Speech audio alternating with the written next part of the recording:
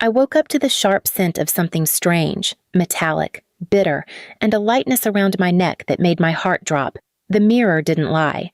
My hair, my waist-length, carefully grown and cared-for chestnut hair, was hacked off in uneven clumps. At first, I thought I'd been robbed, mugged in my own bed. But then I saw the scissors lying neatly on my dresser, the same craft scissors my mother used to cut old receipts. Next to them was a sticky note, like a slap to the face. "You'll still look fine. Focus on your speech for Hannah's big day. Mom." Please subscribe to our channel and tell us in comments from where are you watching this video. I stood frozen, the strands still on my pillow, like part of me had died in my sleep. That wedding was supposed to be my one chance to stand in front of people who'd ignored me for years, to finally wear the navy silk dress I bought with my own salary, not ask anyone for approval, and speak with confidence. Instead, I looked like I lost a bet. When I walked into the kitchen, my father barely looked up from his cereal. "Oh, good, you're up," he said. "Less hair makes your face look less distracting anyway. The attention's not supposed to be on you." My mother sipped her coffee and added, "It's Hannah's wedding. Let her shine." Let her shine? They acted like I was some threat to the sun, like I'd ruin the entire wedding just by standing in a nice dress and being visible. Let me explain something. I was the daughter they always managed, not the one they celebrated. Hannah got the designer dresses and violin lessons. I got the hand-me-downs and be grateful talks. Hannah got a graduation trip to Paris. I got told to work weekends to save for college, which I did. I moved out at 19, worked 2 jobs, and still RSVP'd yes to the wedding because I thought maybe, just maybe, it could be one of those rare family moments where no one needed to compete. But instead, they drugged me with NyQuil in a cup of soothing tea, then cut my hair while I slept. My own parents. My roommate Becca came over in a panic when I called her, voice trembling. She gasped when she saw me. "They did this to you? On purpose?" I nodded. Becca didn't say anything for a moment. Then she pulled out her phone. "Okay, we're not going to the wedding like this. We're going to do something better." I didn't want revenge at first. I just wanted distance. But when Becca helped me record a voice memo, something I never thought I'd release, it changed everything. It was a recording I'd made weeks ago, purely out of habit. I used my phone to track little moments to tell my therapist, Mom saying I was a distraction when I posted a photo from a friend's bridal shower, Dad telling me, "Pretty girls ruin weddings with jealousy." At the time, I thought they were just rude jabs. But listening back with Becca, it became something darker, a pattern. And then Becca said, "You know, there's a way to make them listen." That night, I made a decision. I would show up to the wedding, but not as they expected. I would not wear the dress they sneered at. I would not speak the words they gave me for Hannah's toast. I would take their script and shred it. And that would be just the beginning. I didn't sleep that night, not really. Becca helped even out my hacked hair into a sleek, edgy bob. "You look like someone who's about to expose a family," she whispered as she styled the last strand. By morning, I had a plan. I arrived at the wedding venue early before the chaos kicked in. A sprawling vineyard estate. Of course, they picked something photogenic. Hannah's dream wedding was bought with my parents' savings, my mother's fake smiles, and my father's unshakable pride in the real daughter. I was just a side character, but not today. I'd rehearsed the speech I was supposed to give, some Hallmark nonsense about sisterhood and forever bonds. Instead, I walked up to the microphone at the rehearsal brunch when the mood was warm and smug, and I said, "Hi, everyone. I know I'm not the favorite daughter. That's never been a secret, but I'm here to say something different today." You could feel the air shift. My mother's smile twitched. "I want to talk about what happens behind the family portraits.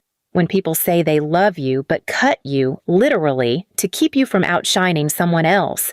When they drug you with tea so you sleep through the sabotage. When parents treat your existence as a threat to the child they actually love." Gasps. One uncle dropped his fork. My dad stood up. "Enough." But I didn't stop. "You don't get to rewrite who I am anymore. You don't get to trim me down. Hide me or pretend this didn't happen."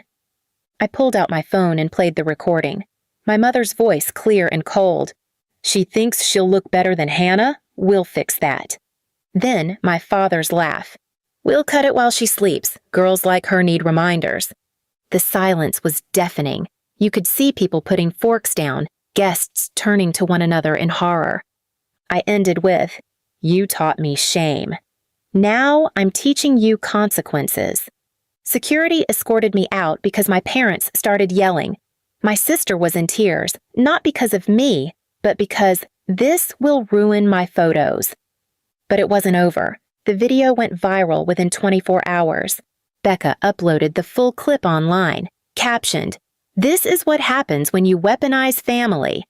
It blew up, millions of views, celebrities reposted it, TikTokers lip-synced it.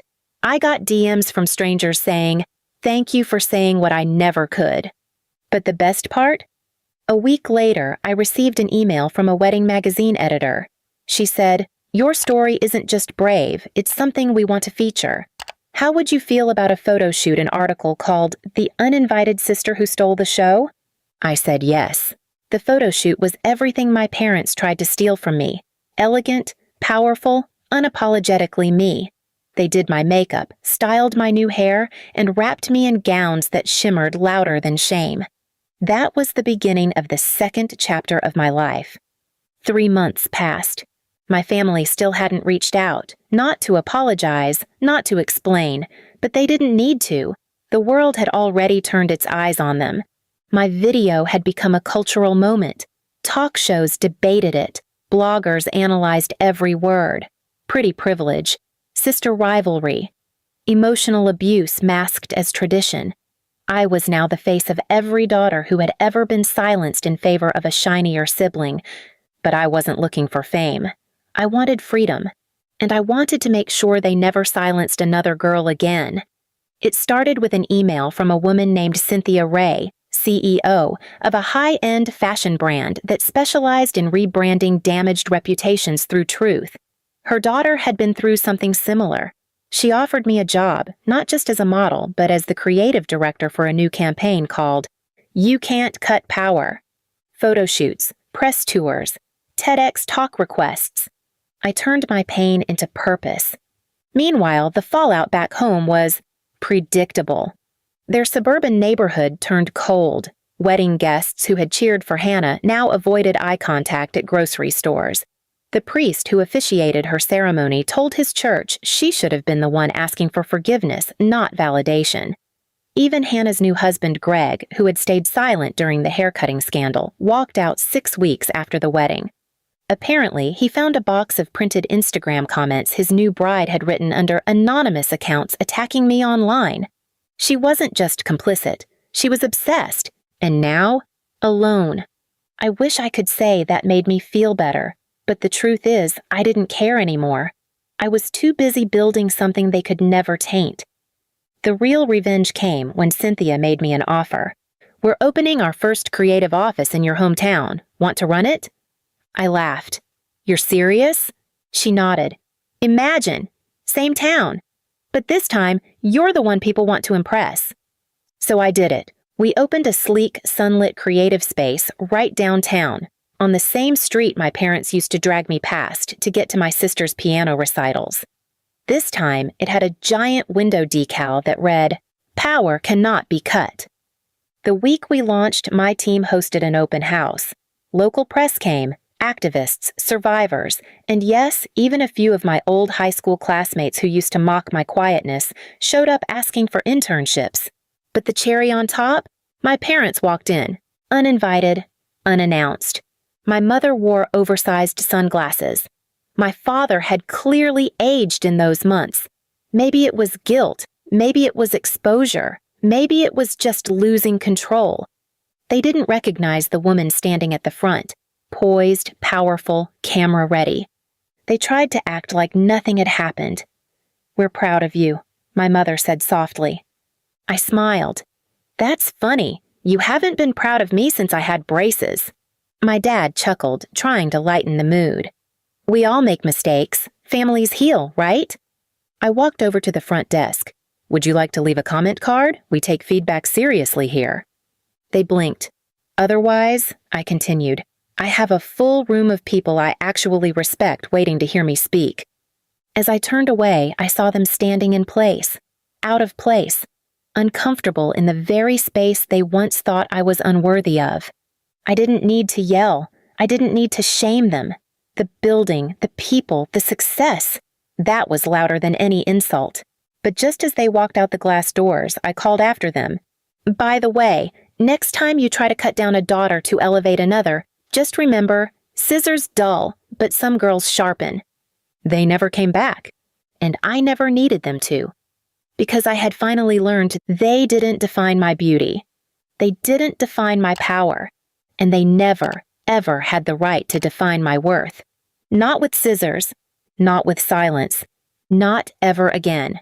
Please subscribe to our channel and tell us in comments from where are you watching this video.